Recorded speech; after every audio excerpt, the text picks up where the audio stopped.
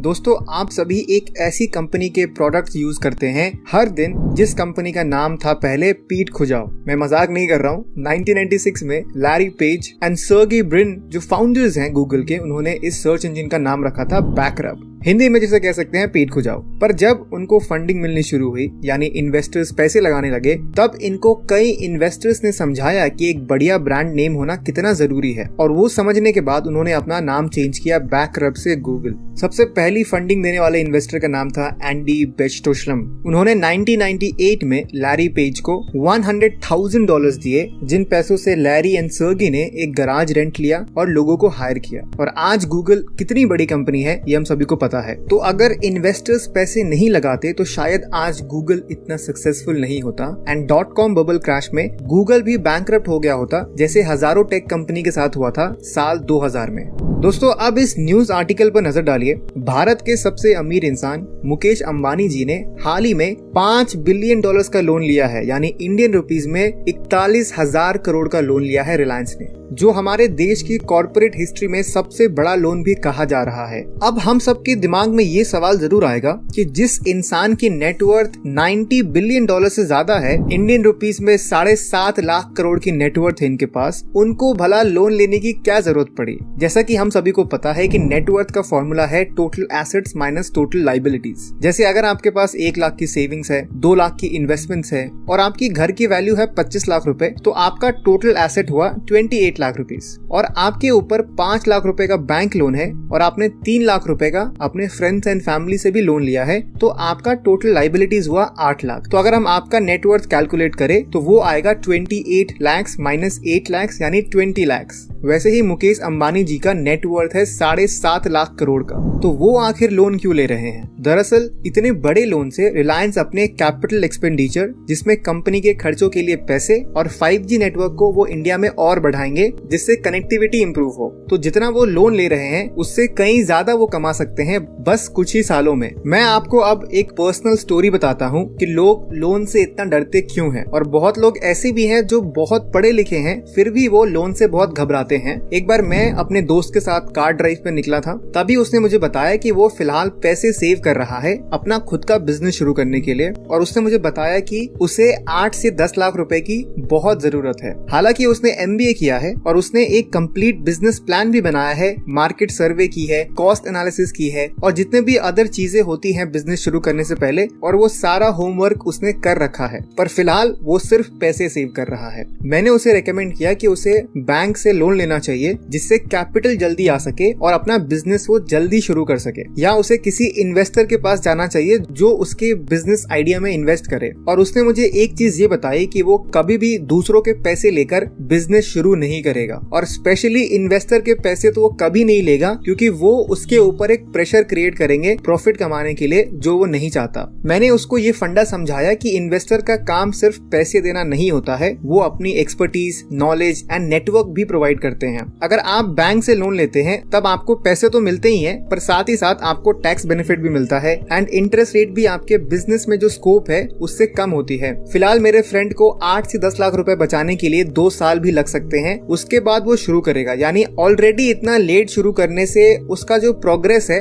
वो बहुत पीछे हो गया है। और अगर आप अपने बिजनेस से 25 से 30% रिटर्न कमा सकते हैं तो बैंक को 8 से 9% देने में आपको कोई प्रॉब्लम नहीं आनी चाहिए, क्योंकि वो आपको इंस्टेंटली कैपिटल प्रोवाइड कर रहे हैं। फिर मैंने अपने फ्रेंड को एक और कॉन्सेप्ट समझाया कि बिजनेसमैन बनने के क्या फायदे हैं। जैसे अगर एक बिजनेसमैन और एक सैलरीड व्यक्ति है, दोनों ने एक आईफोन लिया है 1 लाख रुपए का, तो बिजनेसमैन को 18% का GST रिटर्न्स मिलता है, यानी उसको वो फोन पड़ा करीब 82,000 रुपीज का, पर वही उस सैलरीड व्यक्ति को पूरे 1 लाख रुपए देने पड़ेंगे। जैसे मुकेश अंबानी जी अपने कंपनी रिलायंस इंडस्ट्रीज से 15 करोड़ का सैलरी लेते हैं साल का, पर फाइनेंशियल ईयर 2023 में इनके कंपनी का नेट प्रॉफिट था 66,000 करोड़। तो मुकेश अंबानी जी सारे खर्चे अपने कंपनी के नाम से करवाते हैं, इससे भी उनको टैक्स बेनिफिट मिलता है। बिजनेसमैन के पास हमेशा एक से ज्यादा इनकम स्ट्रीम होती है, जैसे उनका एक बिजनेस होता है, साथ ही साथ वो स्टॉक्स में भी इन्वेस्ट करते हैं या प्रॉपर्टीज में इन्वेस्ट करते हैं या उन्होंने गोल्ड में इन्वेस्ट कर रखा होता है। इस सारे इन्वेस्टमेंट से एक बिजनेसमैन की वेल्थ हमेशा बढ़ती रहती है। वैसे ही एक सैलरीड व्यक्ति के पास बहुत कम अपॉर्चुनिटीज होती हैं इनकम बढ़ाने की, क्योंकि उसके पास टाइम ही नहीं है। यहाँ सबसे बड़ी डिफरेंस है थिंकिंग पैटर्न में, जो अमीर व्यक्ति में बहुत डिफरेंट होती है कंपेयर टू सैलरीड व्यक्ति में। जैसे मिडिल क्लास में लोग फिक्स डिपॉजिट में बहुत इन्वेस्ट करते हैं, क्योंकि मिडिल क्लास लोगों में कुछ फेवरेट वर्ड्स हैं उनके, जो मैं आपको बताता हूँ। आप कमेंट में मुझे जरूर बताइएगा कि मैं ठीक कह रहा हूँ या गलत। पहला सबसे फेवरेट वर्ड है सिक्योरिटी, दूसरा फिक्स्ड रिटर्न, तीसरा मनी डबल, चौथा रिस्क फ्री एंड पांचवा गारंटीड रिटर्न्स। फिक्स्ड डिपॉजिट का रियल रिटर्न शेयर करता हूँ, जिसके बाद शायद आप फिक्स्ड डिपॉजिट को एज अ इन्वेस्टमेंट ऑप्शन नहीं चुनेंगे। ये मैंने एक सैंपल फिक्स्ड डिपॉजिट कैलकुलेटर बनाया है, जिसमें एक व्यक्ति ने 1 लाख रुपए का फिक्स्ड डिपॉजिट करवाया है, जिसमें उसे एनुअली 6% का इंटरेस्ट रेट मिलता है, और ये फिक्स्ड डिपॉजिट 5 सालों के लिए है। अब इस एक्सेल शीट में आप देख सकते हैं, जो चौथा कॉलम है उसमें मैंने इन्फ्लेशन को ऐड किया है, यानी देश की महंगाई जो 7% है। तो 5 साल के बाद 1 लाख रुपए की वैल्यू 1,33,000 रुपए हो जाएगी। और एक मिडिल क्लास व्यक्ति को लगता है कि मेरे 1 लाख के इन्वेस्टमेंट पे मुझे 1,33,000 रुपए मिले हैं, यानी मैंने बहुत अच्छा काम किया है, चलो आज से मैं अपने आप को इन्वेस्टर बोलूंगा। पर उसके नेक्स्ट कॉलम में देखिए, मैंने ये कैलकुलेट किया है कि अगर 7% यानी महंगाई का लेवल का रिटर्न्स निकाले तो वो आता है 1,40,000 रुपए, जिसका ये मतलब है कि उस व्यक्ति ने पैसे कमाए नहीं है, पैसे गवाए हैं। अगर इस व्यक्ति ने सिर्फ अपने पैसे इंडेक्स फंड में इन्वेस्ट किया होता, 5 साल में इसके पैसे डबल हो गए होते। अगर हम ये मान लेते हैं कि इंडेक्स फंड में 15% का रिटर्न्स मिले तो, क्योंकि लास्ट 20 सालों में इतने ही रिटर्न्स मिले हैं। जैसा कि आप देख सकते हैं कि टोटल इन्वेस्टमेंट है 1 लाख, रेट ऑफ इंटरेस्ट है 15%, टाइम पीरियड है 5 साल का, तो टोटल वैल्यू बनेगा 5 साल के बाद 2,08,000 रुपए। उस व्यक्ति ने इंडेक्स फंड में क्यों नहीं इन्वेस्ट किया? क्योंकि इंडेक्स फंड में मिडिल क्लास व्यक्ति के फेवरेट वर्ड्स नहीं जुड़े हुए होते हैं, पर फिक्स डिपॉजिट में वो सारे वर्ड्स जुड़े हुए होते हैं। लोन लेना एक सही स्ट्रैटेजी हो सकती है। इस कॉन्सेप्ट को प्रैक्टिकली सीखने के लिए आपको good debt and bad debt के बीच में अंतर समझना होगा, जो हम आगे बात करेंगे।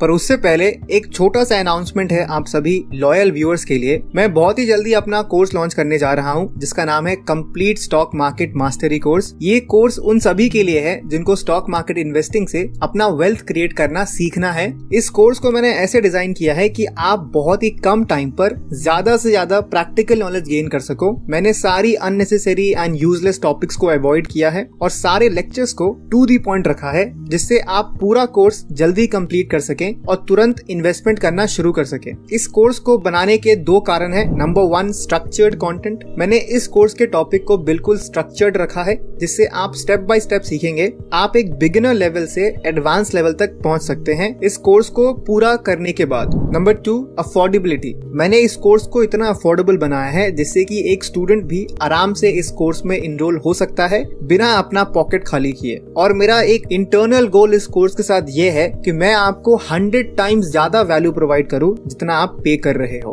क्योंकि कोर्स लॉन्च हो रही है 25 अक्टूबर 2023 को, तो अभी एक अर्ली बर्ड डिस्काउंट अवेलेबल है जो बहुत ही जल्दी क्लोज हो जाएगा। अगर आपको इस डिस्काउंट को यूज करना है तो तुरंत ही अपने आप को इनरोल कीजिए मेरे कोर्स में। ज्यादा डिटेल्स के लिए आप bookpillow.in के वेबसाइट पर जा सकते हैं या डिस्क्रिप्शन एंड कमेंट सेक्शन में दिए गए लिंक को चेक कर सकते हैं। तो चलिए अब वीडियो पे आते हैं।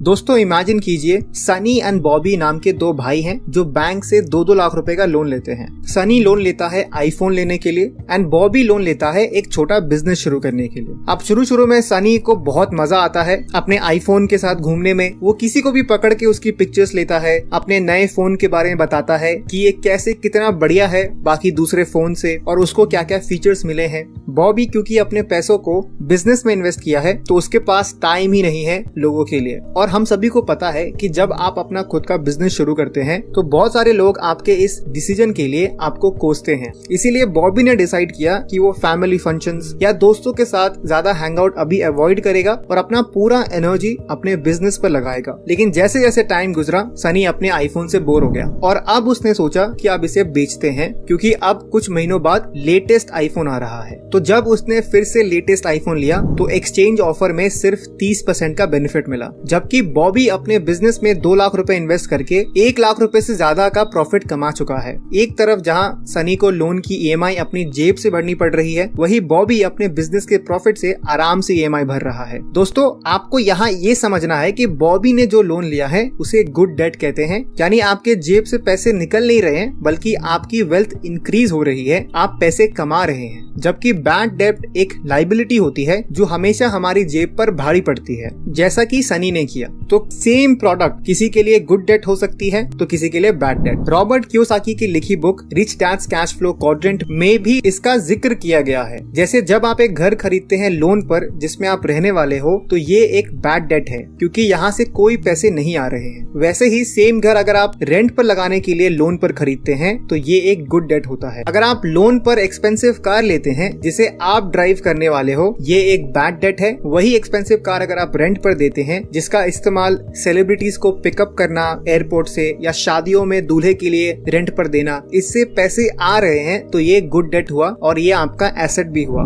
बिजनेस स्टैंडर्ड में पब्लिश इस आर्टिकल की माने तो भारत की वर्किंग पॉपुलेशन जो 40 करोड़ लोगों की है, उनमें से 20 करोड़ लोगों ने कोई ना कोई पर्सनल लोन जरूर लिया है। और ये लोग लोन बिजनेस शुरू करने के लिए या एजुकेशन के लिए नहीं ले रहे हैं, बल्कि इस लोन से वो नया फोन, नई गाड़ी और ऐसे ही दूसरे लग्जरी प्रोडक्ट्स खरीदने के लिए यूज कर रहे हैं। दोस्तों, रिच लोग कभी भी लाइबिलिटीज खरीदने के लिए लोन नहीं लेते हैं, बल्कि वो खरीदते हैं एसेट्स जो अल्टीमेटली उनके वेल्थ को पंख लगा देते हैं। लेकिन आखिर वो ऐसा करते कैसे हैं और आखिर वो कौन से तरीके हैं जिनकी मदद से आप भी लोन लेकर अमीर बन सकते हो, मैं आपके साथ अभी 5 आइडिया शेयर करने वाला हूँ। Number 1, invest in commercial properties. Loan लेकर कमर्शियल प्रॉपर्टीज खरीदना बहुत बढ़िया ऑप्शन है अपना एक एडिशनल इनकम स्ट्रीम शुरू करने के लिए। जहाँ पे मैं रहता हूँ कोलकाता में, वहाँ से कुछ ही किलोमीटर दूरी पर एक जगह है न्यू टाउन नाम का। जो लोग कोलकाता से है उनको पता है कि आज से 15-20 साल पहले वहाँ कोई आना भी नहीं चाहता था। इन्वेस्टमेंट तो बहुत दूर की बात है और इसी कारण वहाँ का प्रॉपर्टी के रेट्स बहुत ही सस्ते थे। पर आज की बात करें यानी 2023 में ये one of the most developed places है पूरे इंडिया में। अगर आप कभी कोलकाता आते हैं तो जरूर न्यू टाउन विजिट कीजिए, वहाँ पे क्या डेवलपमेंट्स हुए हैं आपको पता लग जाएगा। मेरा एक फ्रेंड है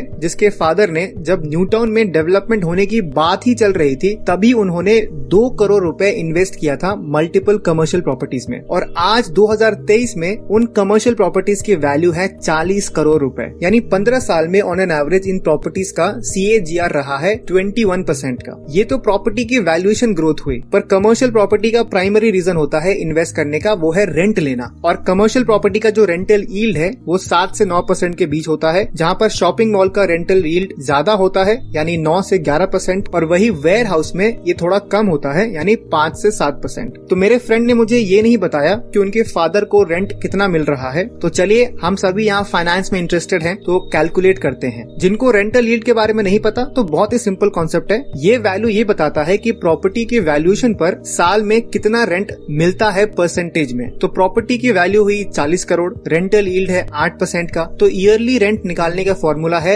annual rent equals property value multiplied by rental yield. तो 40 crore into 0.08 equals to 3.2 crore. और मंथली रेंट निकालने के लिए 3.2 करोड़ को 12 से डिवाइड करते हैं तो अप्रोक्सीमेटली मेरे फ्रेंड के फादर को रेंट मिल रहा है 26 लाख रुपए का। तो मेरे फ्रेंड के फादर ने जो 15 साल पहले जितना पे किया था उन कमर्शियल प्रॉपर्टीज के लिए, अब वो उतना 7-8 महीने में कमा लेते हैं बिना कुछ किए। तो एक मिडिल क्लास सोच रखने वाला व्यक्ति नौकरी मिलते ही या थोड़ा सक्सेस मिलते ही वो सबसे पहले एक घर खरीदते हैं लोन पर, जो कि एक लाइबिलिटी है। घर खरीदने से सोशली अच्छा महसूस होता है, पर नंबर्स में ये एक बैड इन्वेस्टमेंट है अगर आप अपने करियर के बहुत शुरुआत में है। तो वही कमर्शियल प्रॉपर्टीज में इन्वेस्ट करने से आपको नंबर 1 हायर रेंटल यील्ड मिलता है, नंबर 2 लॉन्गर लीज टर्म्स भी मिलता है, यानी जो कंपनी या जो व्यक्ति आपके प्रॉपर्टी को रेंट पे लिया है वो यूजुअली काफी लंबे समय के लिए रेंट पर लेते हैं, तो आपको एक स्टेबल एंड प्रिडिक्टेबल इनकम आती है। और तीसरा, आपको टैक्स बेनिफिट भी मिलता है। एंड चौथा, वैल्यू एप्रिसिएशन भी बहुत होता है, क्योंकि पूरे दुनिया में जो प्रॉपर्टी है उसको आप बढ़ा नहीं सकते, जितना जमीन अवेलेबल है उतना ही रहने वाला है। तो आपके लिए घर खरीदने का प्लान आपको पोस्टपोन करना चाहिए। सबसे पहले एक कमर्शियल प्रॉपर्टी खरीदिए और ऐसी जगह पर खरीदिए जहां डेवलपमेंट होना शुरू हुआ हो या प्लानिंग में हो। अगर आपको रिस्क बहुत कम लेना है तो आप एक डेवलप्ड जगह पे भी कमर्शियल प्रॉपर्टी खरीद सकते हैं, पर उसकी कॉस्ट बहुत हाई होगी। दूसरा आइडिया है invest in high return assets. दोस्तों अगर मैं आपसे पूछूं कि आप 8 मिनट में कितना कमा सकते हैं तो शायद आपका जवाब होगा 100 रुपए, 1000 रुपए या ज्यादा से ज्यादा 10,000 रुपए। लेकिन अशनीर ग्रोवर ने 8 मिनट में 2 करोड़ 25 लाख रुपए कमाए हैं। अपनी बुक दोगलापन में अशनीर बताते हैं कि जोमेटो के आईपीओ के दौरान उन्होंने करीब 100 करोड़ रुपए इन्वेस्ट किया था और सिर्फ 8 मिनट में बेचकर उन्होंने 2 करोड़ 25 लाख रुपए का प्रॉफिट कमाया। नायका के आईपीओ के दौरान भी अशनीर कुछ ऐसा ही करना चाहते थे, लेकिन लास्ट मोमेंट पर कोटक महिंद्रा बैंक ने उनके 500 करोड़ का लोन कैंसिल कर दिया। इस पर अशनीर कोटक महिंद्रा बैंक के एक एम्प्लॉय को गालियां देते हुए भी नजर आते हैं। नायका के आईपीओ को 78% का गेन मिला था, मतलब अशनीर के 500 करोड़ की इन्वेस्टमेंट कुछ ही मिनटों में 890 करोड़ रुपए हो जाती और अशनीर को जबरदस्त प्रॉफिट हुआ होता। क्राइम पेट्रोल का वो फेमस डायलॉग है ना, सबक एक को सीख हम सबको। तो इस सिचुएशन से हमें यही सीखने को मिलता है कि अगर आपके सामने एक ऐसा एसेट है जो लोन के इंटरेस्ट से ज्यादा रिटर्न्स दे सकता है तो आप बैंक से लोन लेकर उस एसेट में इन्वेस्ट कर सकते हो और अच्छा प्रॉफिट कमा सकते हैं। पर यहाँ 2 चीजें आपको खास तौर पर ध्यान देना पड़ेगा। पहली सीख हमें जॉर्ज क्लैंसन की लिखी book the richest man in Babylon से मिलती है, जहाँ ये बताया गया है कि आपको कभी भी ऐसी जगह इन्वेस्ट नहीं करना चाहिए जिसकी आपको नॉलेज ना हो। और दूसरा लेसन ये है कि हमेशा अपनी रिस्क टेकिंग एबिलिटी को एनालाइज करके ही चलना है आपको। दुनिया की कोई भी ऐसी इन्वेस्टमेंट नहीं है जहाँ पे आपको अच्छे रिटर्न्स मिले और उसमें रिस्क भी ना हो, पर क्या आप अच्छे रिटर्न्स के लिए उतनी रिस्क ले भी सकते हैं, ये आपको देखना पड़ेगा। मेरा एक फ्रेंड है स्कूल का, वो होलसेल का काम करता है और हमेशा कोई भी सीजन आने से 3-4 महीने पहले ही वो उसके रिलेटेड प्रोडक्ट्स को बल्क में कम दाम में खरीदता है। जैसे अगर रेनी सीजन आने वाला है तो वो रेन कोट, छतरी, बूट्स जैसे चीजें खरीदता है, और अभी दिवाली आने वाला है तो उसकी भी वो प्लानिंग पहले से कर रहा है। और जब सीजन आता है तो 30 से 40% का प्रॉफिट मार्जिन रखकर दूसरे रिटेलर को बेचता है। तो इसी रिस्की इन्वेस्टमेंट से वो काफी अच्छे पैसे कमा रहा है और अपने बिजनेस को भी वो और बड़ा कर रहा है। आइडिया नंबर 3 है स्टार्ट ए न्यू बिजनेस, यानी लोन लेकर आप बिजनेस शुरू कीजिए। चलिए एक छोटा सा गेम खेलते हैं। आपको एक ब्रांड को गेस करना है जो आई एम 100% श्योर आप वो गेस कर लोगे। पहला हिंट इस ब्रांड का ये है कि इस ब्रांड को हेमा, रेखा, जया और सुषमा को बहुत पसंद आता है। चलिए 5 सेकंड का पॉज करते हैं। अभी भी गेस नहीं कर पाए? चलो मैं गा ही देता हूँ। तुम हुस्न परी, तुम जाने जहाँ, तुम सबसे हंसी, तुम सबसे जवां, सौंदर्य साबुन निरमा, सौंदर्य साबुन निर्मा। जी हाँ, मैं निर्मा की बात कर रहा हूँ। मुझे पूरी उम्मीद है कि आप आधे बहरे हो गए होंगे मेरी सिंगिंग से। पर करण भाई पटेल जो फाउंडर है निर्मा के, उन्होंने सिर्फ 15,000 रुपए का लोन लिया था और अपने आंगन के पीछे उन्होंने निर्मा डिटर्जेंट बनाया और आज इनकी नेटवर्थ करीब 30,000 करोड़ रुपए है। जितनी भी बड़ी बड़ी कंपनीज है उन सब ने स्टार्टिंग में लोन लिया था बिजनेस शुरू करने के लिए। कहने का मतलब ये है कि अगर आपके पास ऐसा बिजनेस आइडिया है जो आपके लोन के इंटरेस्ट से ज्यादा ग्रोथ दे सकता है तो आप अपने नए बिजनेस शुरू करने के लिए लोन ले सकते हैं और उन पैसों को अपने बिजनेस में इन्वेस्ट करके अच्छा प्रॉफिट भी कमा सकते हैं। आइडिया नंबर 4 है एक्सपैंड योर एग्जिस्टिंग बिजनेस। अब दोस्तों जरूरी नहीं है कि आप नए बिजनेस आइडिया शुरू करने के लिए ही लोन लो। अगर आपको अपने एग्जिस्टिंग बिजनेस में ग्रोथ की अपॉर्चुनिटी नजर आती है तो आप लोन लेकर एक्सपोनेंशियल ग्रोथ की ओर अपना कदम बढ़ा सकते हैं। 2023 की पहली यूनिकॉर्न बनने वाली कंपनी जेप्टो ने 1600 करोड़ की फंडिंग रेज की है 11,000 करोड़ की वैल्यूएशन पर। जेप्टो एक 10 मिनट्स डिलीवरी ऐप है जिसमें डेली यूज के सामान ऑर्डर किए जाते हैं। 2021 में ये कंपनी फाउंड किया गया था 2 स्टैनफोर्ड यूनिवर्सिटी ड्रॉपआउट के द्वारा, जिनका नाम है आदित्य पलीचा एंड केवल्वा वोरा के द्वारा। इनके अंडर अभी 200 से ज्यादा डार्क स्टोर्स हैं। डार्क स्टोर्स ऐसी दुकानें होती हैं जहां पर सारे डेली प्रोडक्ट्स अवेलेबल हैं पर यहाँ पे पब्लिक नहीं खरीद सकती। इंस्टेंट डिलीवरी बिजनेस को एक हाई कैश बर्निंग बिजनेस माना जाता है क्योंकि यहाँ पे पैसे बहुत खर्च होते हैं और प्रॉफिट मार्जिन भी बहुत कम होता है। पर स्टेपस्टोन ग्रुप ने $200 मिलियन दिए हैं जेप्टो को। इन पैसों से जेप्टो के फाउंडर्स का प्लान ये है वो 40% और डार्क स्टोर्स को बढ़ाएंगे एंड कंपनी को भी प्रॉफिटेबल बनाएंगे नेक्स्ट 12 से 15 महीनों में, और साथ ही साथ अपने डार्क स्टोर्स की प्रॉफिटेबिलिटी पे भी वो काम करेंगे जिससे कम टाइम में वो प्रॉफिटेबल हो सके। इकोनॉमिक्स में हम इसे फाइनेंशियल लेवरेजिंग कहते हैं, जहां हम उधार लिए पैसों की मदद से अपनी वेल्थ इंक्रीज करते हैं। यहाँ तक कि गवर्नमेंट भी फाइनेंशियल लेवरेजिंग का सहारा लेती है जब वो IMF एंड वर्ल्ड बैंक जैसी ऑर्गेनाइजेशन से लोन लेती है और देश के विकास की योजनाओं में लगाते हैं। आइडिया नंबर 5 है इन्वेस्ट इन योर स्किल्स। दोस्तों, क्या आपको पता है कि दुनिया की सबसे हाई रिटर्न वाली इन्वेस्टमेंट कौन सी होती है? ये इन्वेस्टमेंट है नॉलेज और स्किल्स में। अगर आप अपने लिए पहला लोन लेना चाहते हैं तो मैं आपको सजेस्ट करूंगा कि आप एजुकेशन लोन ले। अगर आप किसी अच्छे एजुकेशनल इंस्टीट्यूट से डिग्री करना चाहते हैं या कोई हाई वैल्यू स्किल सीखना चाहते हैं तो इसके लिए आपको एजुकेशन लोन जरूर लेना चाहिए, क्योंकि ऐसा करके आप अपनी वैल्यू बहुत बढ़ा सकते हैं और फ्यूचर में एक हाई पेइंग जॉब हासिल कर सकते हैं। चलिए इसे एक एग्जांपल से समझते हैं। इमेजिन करिए कि आप एक कॉल सेंटर में काम करते हैं और आपकी मंथली सैलरी है 10,000 रुपए। आपको कोडिंग में बहुत ज्यादा इंटरेस्ट है, लेकिन इसका कोर्स करने के लिए आपको 1 लाख रुपए लगेंगे, जो आपके पास अभी फिलहाल नहीं है। ऐसे में अगर आप एक एजुकेशन लोन लेते हैं और उसकी मदद से आप कोडिंग का कोर्स करते हैं तो बहुत हाई पॉसिबिलिटी है कि आपको किसी अच्छी कंपनी में जॉब लग जाएगी। जो पहले आपकी सैलरी 10,000 रुपए थी तो वो 30 से 50,000 तक पहुंच जाएगी। तो कभी भी अपने स्किल्स को इम्प्रूव करने के लिए पैसे को खर्च करना और लोन लेने से पीछे मत हटिए, क्योंकि ये लाइफ टाइम के लिए आपकी वैल्यू को इंक्रीज कर देता है। दोस्तों, मुझे पूरी उम्मीद है आप समझ ही चुके होंगे कि अमीर लोग लोन लेकर कैसे और अमीर बनते जा रहे हैं और मिडिल क्लास लोग लोन लेकर भी लायबिलिटीज खरीदते हैं और डेट ट्रैप में फंस जाते हैं। अब आप मुझे कमेंट में जरूर बताइए कि आज के बाद आप कौन सा लोन लेने वाले हो, गुड डेट या बैड डेट, और आप इसका यूज कैसे करने वाले हो। वीडियो पसंद आया तो इस वीडियो को लाइक करिए और शेयर जरूर करिए, और ऐसे ही interesting and powerful finance videos के लिए हमारे चैनल को सब्सक्राइब भी कर सकते हैं आप। अगर आपको स्टॉक मार्केट इन्वेस्टिंग सीखना है तो आप मेरे कोर्स में भी एनरोल कर सकते हैं। डिस्क्रिप्शन एंड कमेंट सेक्शन में इसका लिंक दिया हुआ है। तो मैं मिलूंगा आपसे नेक्स्ट वीडियो में। तब तक के लिए कीप रीडिंग, कीप ग्रोइंग।